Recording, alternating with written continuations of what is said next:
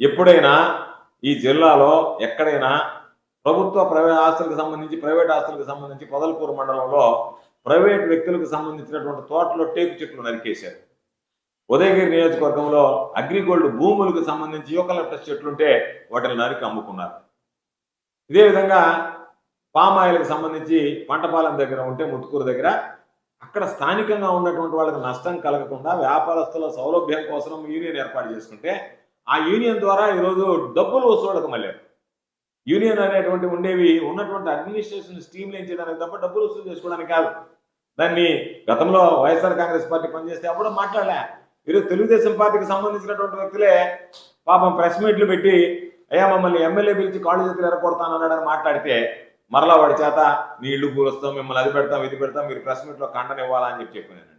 అదేవిధంగా ఈరోజు బూడిద ట్యాంకర్లు 300 రూపాయలు దారి దోపిడి లాగా రాములు ఇంతకుముందు అనేవాళ్ళం జాగ్రత్తగా ఉండాలి, దారిలో పోతే దారులు కొడతారు. ఈరోజు పాప ఏదైనా వ్యాపారవేత్త రావాలంటే సర్వేపల్లి నియోజకవర్గానికి జాగ్రత్తగా ఉండేటన్న దారులు కొడతారు అన్నట్టుగా ట్యాంకర్ పోతే 300 రూపాయలు ఇవ్వాలని చెప్పి బూడిద బంకర్ల దగ్గర 300 రూపాయలు వసూలు చేయడం, పనులు రాకపోతే జనకో లాంటి వాటి మీద దాడులు చేయడం. అంటే ఎక్కడన్నా ఈరోజు మీరు ఏదో ఒక మాట అన్నాడు అని అన్నదానికి రాంబాబు మీద చేసేటువంటి వాళ్ళు ఇంత దారుణాలు, ఇంత ఘోరాలు, ఇంత నేరాలు, ఇంత అవినీతికి పాల్పడుతుంటే మీ దగ్గర తీసుకొస్తే పోలీసులు మొక్కుబడిగా కేసులు పెట్టడం, పోలీసులు నీరు కార్చడం కేసులు వాటిని పట్టించుకోకుండా పోవడం తప్ప ఎక్కడన్నా ఏదైనా సరే వీటి గురించి ఇతిమితంగా పట్టించుకుని చర్యలు తీసుకున్నటువంటి నేపథ్యం ఉందా?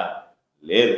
అందుకనే ఈరోజు ఈ ప్రభుత్వం మీద ఉన్నటువంటి వ్యతిరేకత, కోటి సంతకాల సేకరణ కార్యక్రమానికి వెళితే మెడికల్ కాలేజీల ప్రైవేటీకరణను నిరసించడంతో పాటు ప్రజల్లో జగన్మోహన్ రెడ్డి గారి పరిపాలనని బేరీజ్ వేసుకుని ఇప్పుడున్నటువంటి చంద్రబాబు నాయుడు దుర్మార్గమైనటువంటి దౌర్భాగ్యమైనటువంటి అరాచక పాలనని బేరీజ్ వేసుకుని మరలా జగన్మోహన్ రెడ్డి గారిని ప్రజలు కోరుకుంటున్నారు. కాబట్టే కోటి సంతకాల సేకరణకు వెళ్ళినప్పుడు ప్రజల్లో నిరసన వెల్లుబుకుతుంది. కాబట్టే ఈరోజు ప్రజలందరూ స్వచ్ఛందంగా వచ్చి ఆ మెడికల్ సంతకాల సేకరణ, మెడికల్ కాలేజీల ప్రైవేటీకరణలో పాల్గొనడం అంటే దాని అర్థం ఏంటంటే ఈ ప్రభుత్వాన్ని మేము వ్యతిరేకిస్తున్నాం, ఈ ప్రభుత్వ విధానాలను మేము వ్యతిరేకిస్తున్నాం, ఈ ప్రభుత్వంతో ఇప్పటికే 1.5 సంవత్సరంలో విసిగి వేసారిపోయాం. కాబట్టి మరలా వైఎస్ఆర్ కాంగ్రెస్ పార్టీ పాలన కోరుకుంటున్నాం, వైఎస్ఆర్ కాంగ్రెస్ పార్టీకి మద్దతు ఇస్తున్నాం అనేటువంటి ఆలోచనతో ఈరోజు వాళ్ళు వచ్చారు.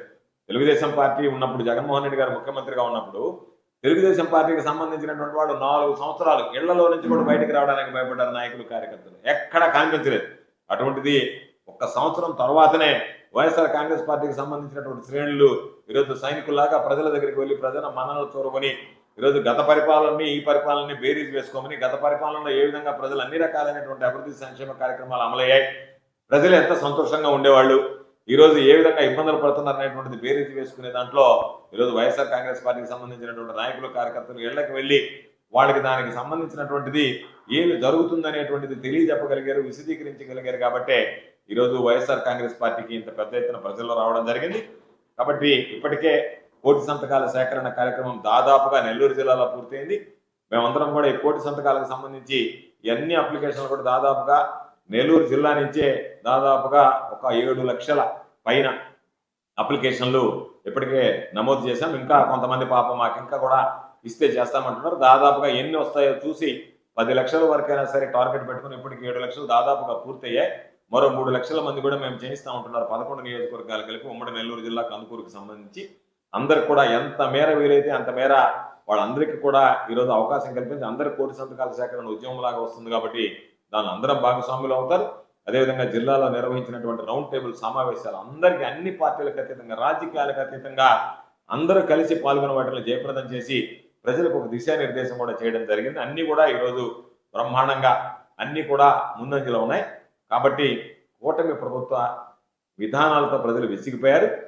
అధికారం ఉన్నా లేకపోయినా జగన్మోహన్ రెడ్డి గారి నాయకత్వంలో వైఎస్ఆర్ కాంగ్రెస్ పార్టీ ప్రజలకు అందుబాటులో ఉంటూ ప్రజల అభివృద్ధి సంక్షేమమే ధ్యేయంగా పనిచేస్తుంది అని చెప్పి ఈ సందర్భంగా మనవి చేస్తూ నెల్లూరు జిల్లాలోని 11 నియోజకవర్గాలు ఒకదానికి మించినట్టుగా ఒకటి ఎక్కడా కూడా జనం లేరనేటువంటి మాట లేకుండా ఈరోజు పచ్చ మీడియా కూడా ఈ రాష్ట్రంలో కానీ ఈ జిల్లాలో జరిగినటువంటి కార్యక్రమాల్లో ఎక్కడన్నా ఏదన్నా ఉంటే వెతుకుతూ కెమెరాలు పట్టుకొని తిరిగేటువంటి పచ్చ మీడియా కూడా ఒక్క లోపాన్ని కూడా వెతికి పట్టుకోలేక రాయడానికి భారీగా జరిగిందని రాయడానికి మనసు రాకపోవచ్చు, కానీ జరిగాయి, ర్యాలీలు జరిగాయి అని చెప్పి ఒప్పుకోక తప్పనటువంటి పరిస్థితి ఏర్పడింది. కాబట్టి అంత పెద్ద ఎత్తున ప్రజలు, మాకు సంబంధించినటువంటి మా నాయకులు, దాంతోపాటు నియోజకవర్గ వారిగా పనిచేసినటువంటి ఇన్ఛార్జీలు, రాష్ట్ర స్థాయి జిల్లా స్థాయి కమిటీల్లో ఉన్నటువంటి సభ్యులు, అనుబంధ సంఘాల అధ్యక్షులు, ఉన్నటువంటి మండల కన్వీనర్లు, వార్డు కన్వీనర్లు, స్థానిక సంస్థలకు సంబంధించినటువంటి ప్రజాప్రతినిధులు, సాధారణ కార్యకర్తలు, వైఎస్ఆర్ కాంగ్రెస్ పార్టీ నాయకులు అందరూ కలిసి ఈరోజు ఈ కార్యక్రమాన్ని విజయవంతం చేసినందుకు, జయప్రదం చేసినందుకు ప్రతి ఒక్కరికి పేరు పేరున హృదయపూర్వకమైనటువంటి ధన్యవాదాలు తెలియజేస్తున్నాను.